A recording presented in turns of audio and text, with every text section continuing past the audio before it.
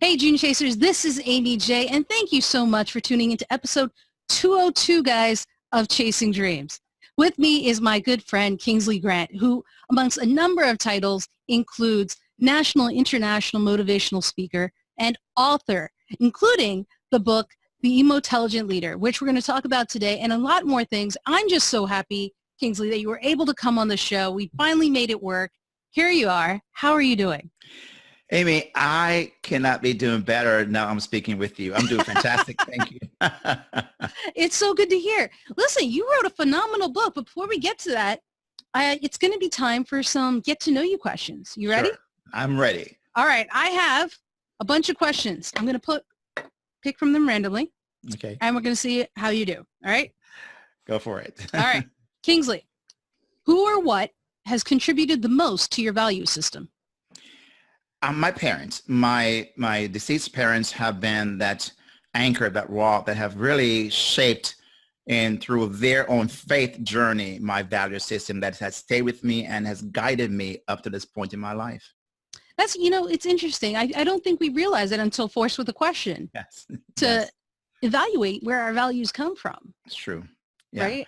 It does. And you know what? I find that sometimes I reflect back, and during the time that they were helping to shape my values, I didn't really want any of that because I wanted to do my own thing. Yeah, that's a good point. Back as a parent myself, but also as an adult, I can truly appreciate what they were in their best way trying to do. Mm-hmm. And, I am who I am today because of what they have done.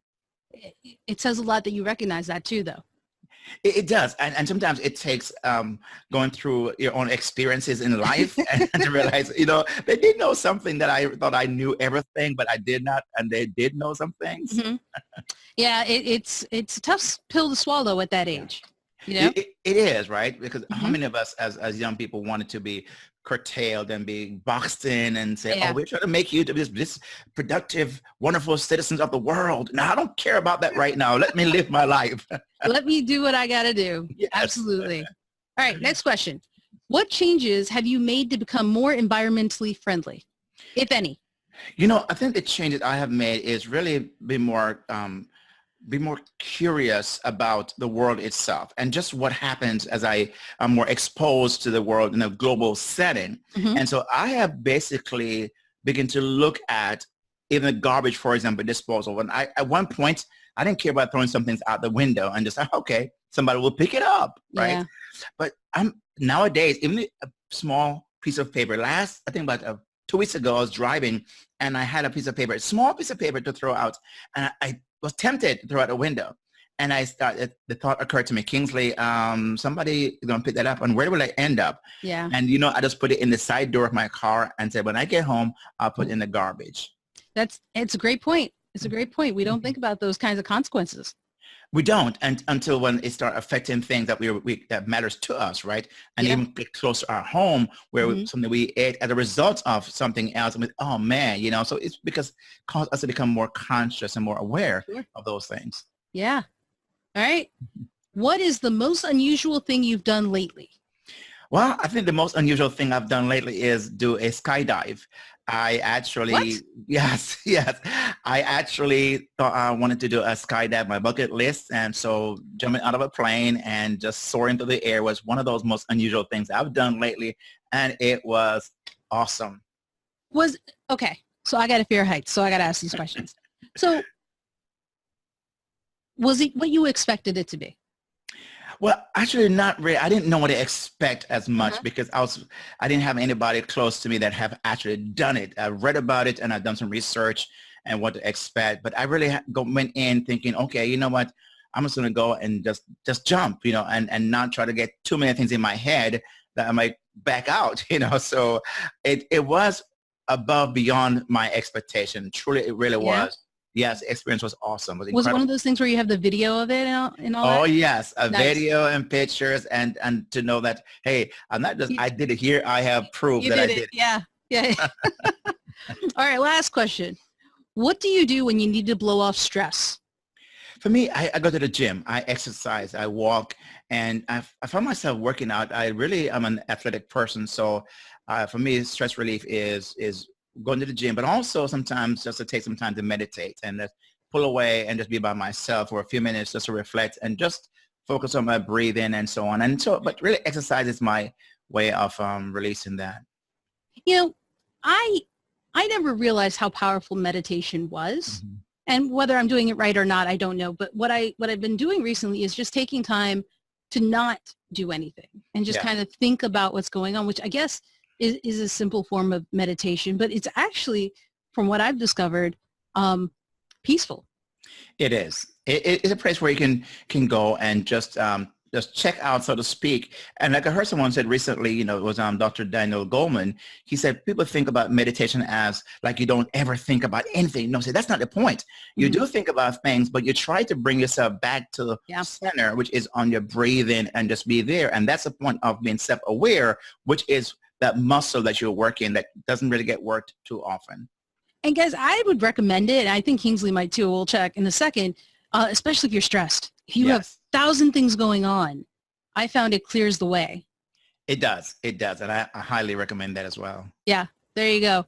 But let's talk a second about, before we talk about this book, I want to talk briefly about, because I finally got you on the show, your other book, The Midlife Launch. Yes. Because you had to know I was going to talk about this book. Yes, I thought you were.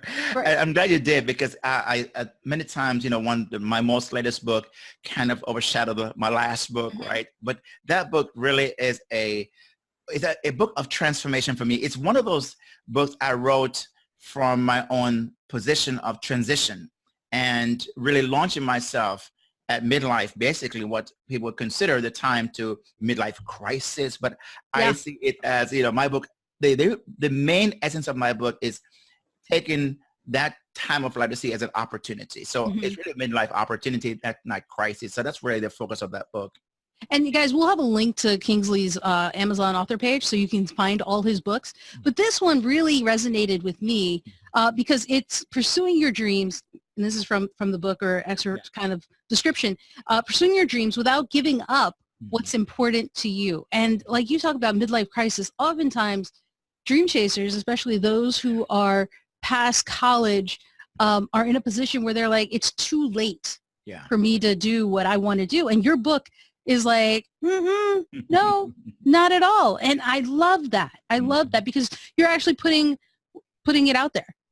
Yeah, I did, because, you know, for me, you know, Amy, when I went back to finish my graduate school, I did it at a later point in life. And that was my struggle. For 3 years, I waited because I'm saying to myself, I can't afford it. But again, I'm too old and I'll be the oldest student in the classroom. And maybe I was, but, you know, I was ready because I was now at a place in my life where going back to school, I was ready for that. It's not like someone tell me you have to go or it's a thing to do. I wanted to go and I did very, very well. But for me, that book came out of my own transition, my own journey. And when I did the research to realize how many people who are very successful household names that we have today have done what they've done in their, you know, after, so to speak, midlife. Yeah. And the thing is, what I love about you talking the talk, walking the walk, is also the fact that, you know, nobody asked you your age. Did anybody ask you your age? No one did at all. Nobody cares, guys. Yeah, nobody cares. If anything, I think if anything, people are impressed. Yeah. If anything, I don't think anybody's like, what are they doing here? If anything, people want you to do well. People encourage it, are like, yes, look at this, right? Was that your experience? I get more of that than anything else because people commend and applaud the idea because it now says, if you could do it, then maybe I can do it as well. And the whole idea of, you know, pursuing your dream without giving up what's most important to you is that it can be done, because the fear of most people at this stage of life is, what will I have to give up? Will I have to lose this? And so the idea is, what if I fail? And I'm thinking my whole essence is, well, you have more experience now in your life than you've ever had. And so the journey from where you are, where you want to go, has been shrunk, and you can get there faster because you know better. You know that you have the resources, or you are resourceful enough to find what will work for you to get there. Absolutely. Absolutely. And guys, you hear what he's saying? You hear what he's saying? Oftentimes we allow people to make the decision for us. What will they say? What will they think? Honestly, nobody cares. Yes. They don't. Actually, people are so busy with their own personal life and they don't care about us. Come on, I'm not the most important person in the world for them to be. Wait a minute, let me spend some time thinking about Kingsley. People have their lives to live. Yeah. So And honestly, Kingsley, if somebody did say something to you, what would it matter? nothing. I mean, actually, I would really say, thank you. At least you noticed and you took some time out to say something. So, hey, thank you. But Right. bye. I guess. Yes. Moving on. Yes. Next. on to the next one. But I really enjoyed what you had done with that book and the fact that you wrote something, because I think there are so many people, and guys, if you can't tell, I recommend this book. Yeah. If you can't tell, I really think those of you who are struggling with needing to move forward and wanting to pursue something, check this out. Kingsley is actually probably, I'm not going to say he's living his best life, but he is living life right now. Everywhere I turn, he's speaking somewhere, working on a book, doing something. Are you bored? Have you gotten bored? You know what? I was surprised sometimes when I hear people say, oh man, I'm bored with life. I'm thinking, what planet are you on? And I get it because I think there's so much to do and we have so much in to give of ourselves, and there's opportunities all around us if we just open our eyes to see, or get somebody to come alongside us to let us see through their eyes. And that's what the book is like. Say, okay, if you can't see it for yourself right now, I understand. What if you look through the lens of the book? You probably could see some things you're not seeing, and it shifts you from where you are to where you need to be. The interesting thing I found about your writing is it's very relatable. It's very relatable, which, kudos to you for writing it that way. It's not something where you're like, what? Yeah. And it's definitely through, and let's talk about this, the emotelligent. Yeah. Right. The whole idea behind this book of being the art of succeeding where others failed. Yeah. Right. And what I wanted to ask about this, right, is this only for leaders? Because I related to this as a person just as much. And I think, Amy, that's a very very insightful question you're asking, because the book itself would say for the intelligent leader, and someone may immediately think, well, I'm not a leader. Well, in a sense, we are, right? Because what happened is there's somebody somewhere who's looking at our lives and wondering, how could I do the thing or the things you're doing? And in a sense, they're looking up to you and you are leading. You might not even realize that. Right. So my whole point is that it's relatable, but it's like, if for the parent, it's for the business person, it's for the team leader, it's for that individual who have small, friends or children or whoever who's looking up to them. They are leaders. So the book is very, very much for them as well. And for anyone who considers yourself a follower, right? Because there are leaders, there are followers, there are people who are both, whatever. I still think it's a relevant book for you so that you can recognize those who are good leaders and those who are not, so you can also identify that for yourself. Yes. No, and that's the whole idea. Why I wrote that book in that way, because I find that if we can only see, basically it's how I see it. I'm giving them a lens through which to look at leadership, but I'm taking it from the emotional intelligence lens, because that is a lens we all need, period, no matter if we're a leader or not, because it's the idea of self-awareness. We all need to be self-aware of ourselves. And it's not just to say, I'm aware that I am good at this or that. No, it's to be able to be aware of our emotions that drives everything that we do. It's the engine that drives our lives. If we're not aware of how that's going, we're not going to be able to make it successfully. Yeah, and you actually talk about something that I think is very important, especially in a group setting, whether it's college, whether it's high school, whether it's a work project, whatever the case is. It's very poignant, if you will, and it's where you talk about being a thermostatic leader. Yes. Right, and can you talk a little bit about that? Yeah, it's a great question, Amy, because I find that, the idea of a thermostat is to set the temperature. And so what happened, every leader ought to be, again, self-aware enough to gauge the temperature of those they're leading. And they have to be able to see and hear and sense what that is, and then set the temperature. And that's the first part. But the second part is also them knowing that they're the leader, they're being watched, and every move they're making, their mood is a thermostat that set the temperature for everyone else that is looking up to them for leadership. So if they come into the office, for example, and their mood is very one of a sour mood, for example, that's a thermostatic setting that's now going to permeate throughout wherever everybody else is. And so he or she as a leader ought to now figure out a way, how can I set the right temperature for those that I'm leading to make sure that their lives are being done, are lived in a certain way, but they're able to be productive. They're happy. They want to give their best self, for example. And then they become a thermometer to now gauge what's happening, be able to be sensitive enough to know, I sense that there's something's off here. I know this person very well, and he or she have to be able to do that very well so that they can now reset the thermometer, the thermostat to try to change the temperature of the room. And what did you say? Mondays would be when thermostatic leaders find themselves the most challenged to work on this? Yeah, right. It's one of those days that really seem to be the common day that really they have to be so much more self-aware. Yeah. They're coming in off the weekend and their own people they're leading have had their own experiences, right, of the weekend. So we just don't know what we're going to meet Monday morning. And so he or she has to be some more self-aware so that they can now gauge a temperature and reset through how they begin to either raise or lower the temperature of the room, so to speak. And then what happened is their people that he or she is leading would now be appreciative because they have led in an area that could really go south very quickly.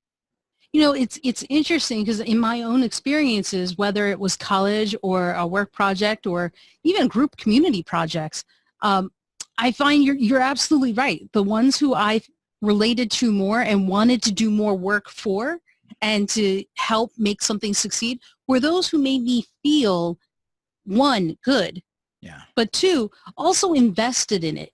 I wasn't just doing something that had nothing to do with me. They gave me value in that I was a member of this project and without me, but for me, everybody has a different role, but that I was needed and necessary and appreciated. And those people who gave me that feeling, I wanted to do just as much, if not more, to help make it successful for them in the project because they believed in me. Why wouldn't I give? And that temperature thing is very accurate. Amy, you're very much on point with that because I find that people like yourself and myself who are pursuing our dreams and we want to go after certain things. And especially if we have a leader who is actually kind of helping to steer that for us during a season of our lives, the better he or she can become in helping me want to show up, want to give my best self, want to really fulfill my potential, really to harness all that I bring to that working environment. It enables me then to become better, more confident, better equipped to go after that dream that I have. So it's really all tied together. And it's so important, the role of that leader at that time, because he or she is not only going to fulfill the dream of the organization, but also that person who is helping to make the organization successful. Now, let me ask you a somewhat challenging question, if we can call it that. What does an emotional leader or a motelligent leader do when they have people on the team who are just not being receptive to the feedback or the guidance that's being given? What do you do when you're hitting like everyone else? All right, great, and then it's this brick wall of nothing. Yeah, and that happens quite often. You what do you do? One person. I think the idea, one of the things I read about in that book is for that leader to, number one, right, the whole know, like, and trust factor, as we know in business. If he or she can allow their people to get to know, like, and trust them and be as vulnerable as possible, that person will see that leader as somebody who's also human, who have emotions as well, and raise that whole empathetic aspect of his or her being, because we all have that within us. We know what it feels like when someone is in pain and so on. Where that leader, if he or she is in pain and that person is resistant, so to speak, there's a reason.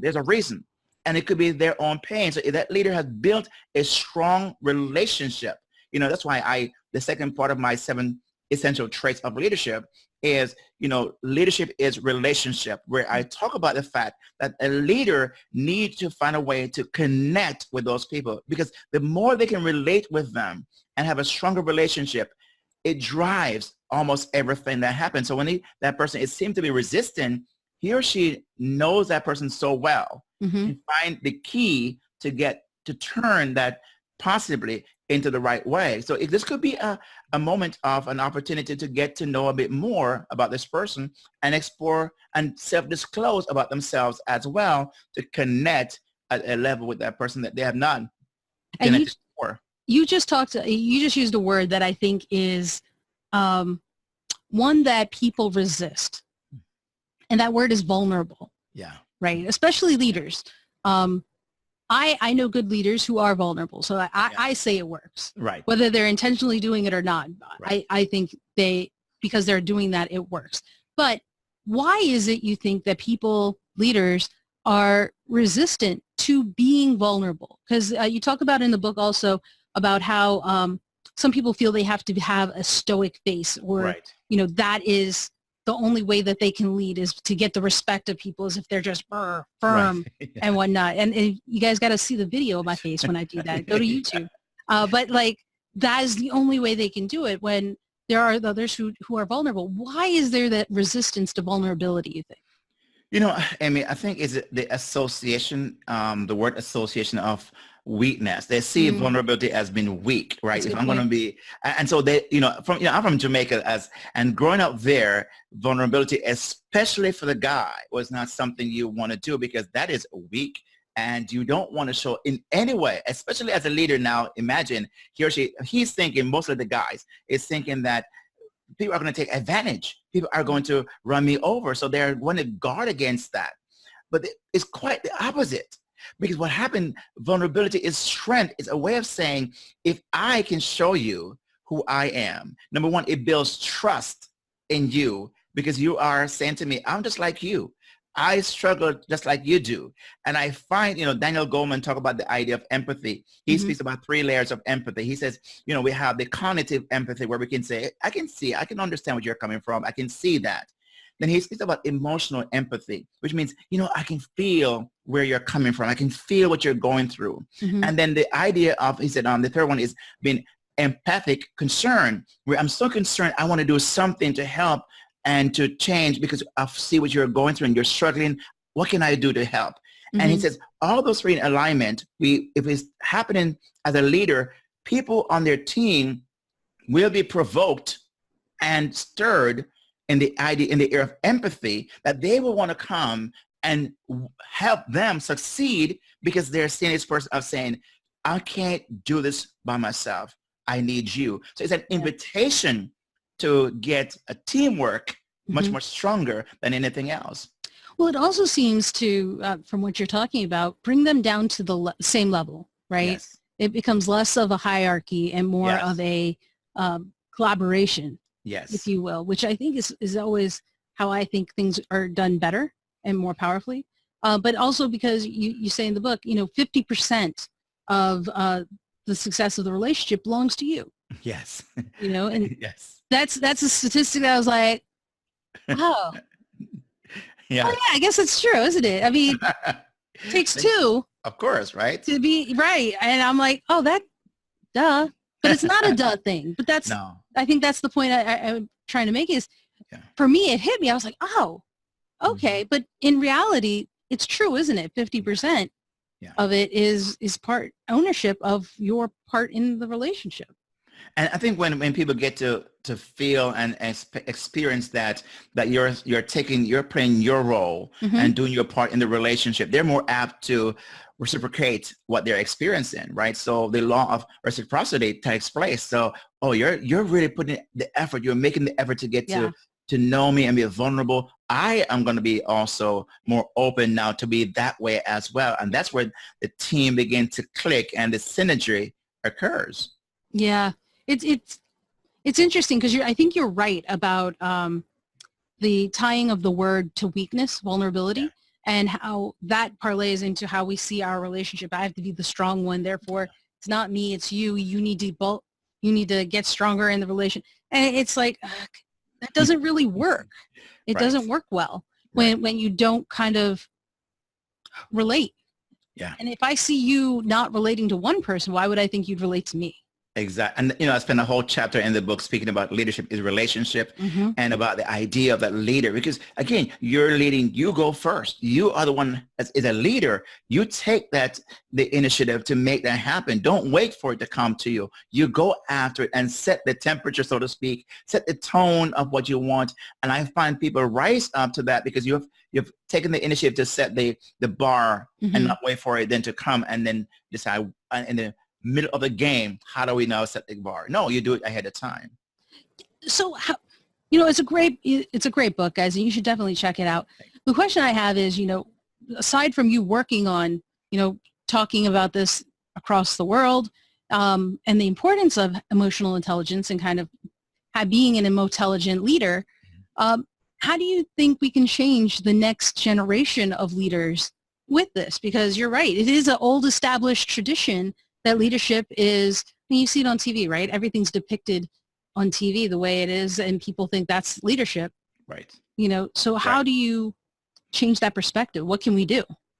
I so appreciate that question because I see my book more than just a book. I see it as creating a movement. Because one of my big dream is to say, how can we get every single person who are in a leadership or recognize and would say or acknowledge or admit they're in a leadership role to buy into this idea of emotelligence, which is simply saying is how can I recognize, understand, and manage my emotions and the emotions of those around me and be more skilled at making better decisions, having better relationships, and be able to make better judgment, so to speak, on life. So if every person that can have this buy-in, imagine what will happen. So my thing, I want to become an evangelist, so to speak, of getting the idea of, of how can you begin to think of yourself as an emotelligent person or a leader.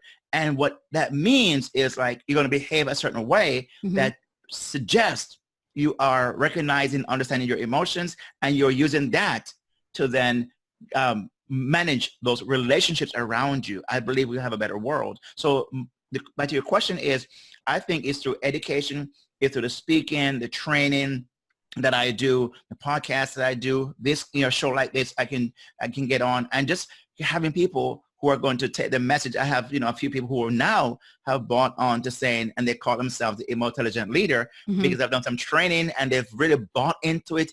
And now they're putting that as their hashtag because they recognize that keeping that in the forefront of their mind allow them to do things better in life. And it's awesome what you're doing, that people are buying in. And, I think that goes to show that the more people that take your words and put it into action, then others will see that and then become their own version, right? And then you start growing and growing and growing. Because I think what you said earlier a few minutes ago, that you become an emotelligent person, you become an emotelligent leader, but being that person, and recognizing that, it's not exclusive to just being a leader, right? We're all leaders in our own sense, right? But being that emotelligent person and understanding, recognizing it in others and in yourself, and when you're not seeing it, can help. The other thing we could do is we need to get you a movie or something. Is change the way that people do leadership on TV, because everybody else seems to be learning. That's not what that leadership or Wolf on Wall Street, that's what they do. It's really a quick way to show people. But I think what you're doing and spreading and creating evangelists of it is helpful because, I like by example. It's very powerful, right? Seeing it and knowing. Like if you had to name someone who emitted these qualities of an emotelligent leader who you hadn't talked to, right? Could you name at least one? It's difficult in there because emotional intelligence is not just one aspect of a person's being, and is a very over-encompassing aspect of it. But the person that may come to my mind, I think, is really Daniel Goleman, because he's an author, or Travis Bradberry. When I listen to them and see how they kind of flow with certain things, for example, I look at the late Steve Jobs. We know how his temperament, based upon his books, his autobiography, and so on, make it sound like he was not necessarily this good, nice leader, nice person. Sure. But in a sense, he was, in some degree, and a very highly emotional, intelligent person, because the idea of emotional intelligence is the highest predictor of success. So if you look at a person who's been successful, there's something they're doing. They're managing some emotions of their part and others around them to get them to do the things that they're currently doing. So there's a number of people that may come to mind, that parts of them that would be reflective of what it is I speak about in my book, because for example, I have 7 essential traits, and so it may not fit under one of the traits there, but it may fit under another trait that I've outlined in the book. That's a good point, is that even if you don't fit all the mold, the entire thing, like all the criteria, if you will, that it doesn't cut you off or negate you entirely, right? And that's a good point. I mean, I guess if you look back, I mean, the thing that interests me is that you could come up with someone. There was someone that you could relate to the qualities of an intelligent leader, whether they have them all or not, right? And that person left that kind of an impact on you in a positive way, right? And it's interesting because recently I was doing some hiring, and in the interviews, people always ask me, like, what are you looking for? Coworkers, like, as an interviewer, what do I look for? Right. And I'm assuming that if you get to me, then you've cleared clearly the minimum requirements of the background and education. Right. So for me, it's more, how do you fit on the team? How are you to work with? Would you be able to, and in reading your book, it's the qualities of these intelligent leaders. Right. In that, would you be a thermostatic leader to be able to adjust to that group? And so it's interesting, because as I was just like, huh. Yes. Yeah, it's not just a manager position or something like that, but on a team, you're going to be a leader to others who are looking at you. Yeah, one of the things I really say a lot is IQ, which is your cognitive intellectual ability. It gets you in the door because you're qualified because of your degree and so on. It gets you in the door. But EQ, your emotional intelligence, is what keeps you in the door. Because you don't get fired because of your intellect. You get fired because of your behavior. Right? And your behavior reflects your ability to manage your emotions. So what keeps you is you're raising your emotional quotient in the workplace. That keeps you, and in any relationship, your IQ, I would say your IQ gets you married, your EQ keeps you married. Your IQ gets you a job, your EQ gets you married. So I just gotta sing that song, because really, if you break it down, it comes down to that, And go back to your question earlier, Amy, I was just thinking as you were talking, and you were really kind of going into some very interesting part about in the hiring mode. When I look back, I read in the book, I cite the example of the Martin Luther King and his ability to, face all the opposition, and really his, we quote him today about about civil rights and disobedience, what that looks like. And so we would say he had exhibited a high level of emotional intelligence, and then, I'm a person of faith. So I look at Jesus and I say, well, he is, for me, the hero that I look at and say, hey, look at all the things he went through and all the things he experienced, yet he maintained a certain thing about himself that you can know he had very high emotional intelligence. So I can find some people in this world who fits all of that, but I don't want to make that the only criteria, because some may fit some of it, and it's a skill that can be learned. So I can say it's teachable, so it's learnable, and we can always develop the other parts of it. Which I'm glad you said, and because we talked about not necessarily fitting all the criteria, and I don't want people to think, oh man, I'm short. I'm 4 or 5 or 4 or 6. I'm like, well, hey, you can always learn. You can always grow. I mean, that's why you have this book. That's why there are books out there for you guys to read and learn and educate yourself about. That's why we do these kinds of podcasts and have guests like Kingsley to share that kind of information, so and can improve upon yourself. I say many times as well, your IQ is at 5, is at 15, at 50 is what you have. That's not going to be something you can really develop. It's just not a skill. It's pretty much static in a sense. But your EQ, the beautiful thing about emotional intelligence, and that's why I'm so, passionate about this, is a skill that everyone can learn, and it's not hard. It's disciplined, yes, but you realize the results, the feedback, the ROI on your, in learning emotional intelligence, it's such a remarkable thing that you will want to put up with it and learn the skills. Yeah, absolutely, guys. And definitely check this out. The links will be in the show notes for you guys to learn, because I think it's an important topic, if only to make the world a better place, if you're cognizant of it and aware of it, because it'll only help you, honestly. I mean, this topic alone is very good in making you aware of what's around you and how you yourself can operate. Because again, like we said, it's not just managers and leaders, but it's the people who are helping others, maybe in your church, maybe in your family, maybe, in your community, whatever it is. So definitely check that out. Kingsley, amazing job you did on this to make it relatable. So thank you. I want to make sure we have that. One thing I want to ask though is, what is, because all these people listening, you've written amazing books. You said something in, I don't know if it was in, which book it was in, but you said something that I had to write down because I was like, dang. And I had to share it with you dream chasers. So listen to this. You talk about it, and I'm paraphrasing. Excuse me. The graveyard is enriched enough with dreams never realized. Yes. As soon as I read that, I was like, well, dang. I mean, that's really powerful. And so, one of the reasons we do this podcast is encourage you guys to chase your dreams. So Kingsley, I have to ask, especially after hearing that quote, what would you recommend, or an action, or just a suggestion, or some advice to our listeners who are chasing their dreams so that they are not participating in this graveyard of dead dreams? Amy, I really appreciate what you're doing, because when I think about, your show and just your messaging of, chasing dreams and helping people as dream chasers to realize how important this is, I applaud very much what you're doing, because we need more voices like yours to say, let's not let the graveyard become any richer.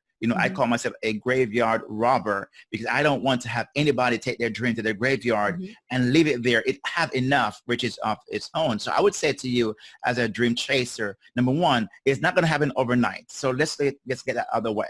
However, what happened, you can shrink your dream achievement if you surround yourself with the right people. As we've heard many times, you're the average of the 5 people you hang around. So look around you. Who in your group is chasing a dream that you admire? Or if they're not in your group, find that person, link up with them, have them mentor or coach you, because with that outside help, you can get to your journey quicker. So I would just simply saying, don't do this alone. Don't go this journey by yourself. It was not meant to be that way. I can't say it better, guys. I can't.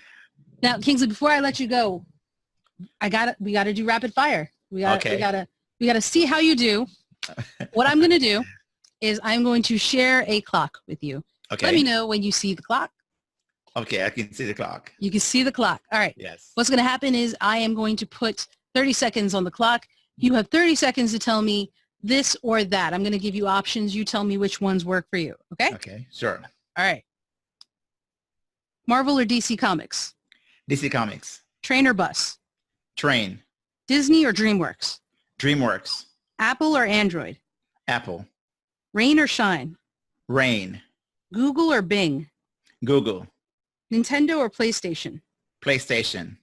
Sneakers or sandals? Sneakers. Amazon or eBay? Amazon. Truth or dare? Truth. Fast or slow? Slow. Smart or funny? Smart. That was pretty good, actually. Oh, thank you. 1, 2, 3, 4, 6, 7, 8, 9, 10, 11, 12, Kingsley? Oh, wow. I'm glad. Hey. That is impressive, sir. Thank you. That's my emotional intelligence at work. That is fantastic. Now, Kingsley, before I let you go, what is a way for these guys to connect with you online, social media? How can they reach you? Just simply Kingsley Grant, KingsleyGrant, at Kingsley Grant, wherever you go on the social media, that's where I am. And my website is kingsleygrant.com. That's awesome. Kingsley, thank you so much, guys. You can find all the links and those social media handles on the show notes page over at amyj21.com/episode 202. That's episode 202. Kingsley, thank you again for being on the show. Guys, till next time, keep chasing.